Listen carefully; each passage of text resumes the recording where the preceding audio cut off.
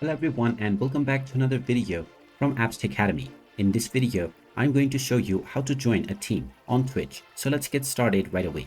Now, if you wish to join a team on Twitch, then the only way to join it is to get an invite from a member who is already within the team. If you have gotten an invite from this person, then first of all, open up your web browser and then in the address bar, type in twitch.com and press enter.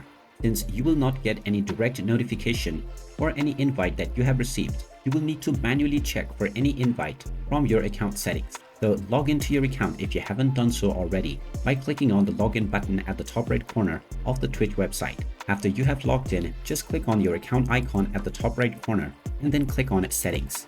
Now within the settings page, click on channel and videos, and this will now take you into your channel page. Within this page, you will be able to find the invites that you have received underneath featured content, where you can simply click on the accept button to accept the invite to the team.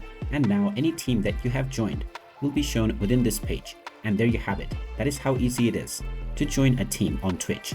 If you find this video helpful, make sure you hit that like button and subscribe to our channel if you haven't done so already.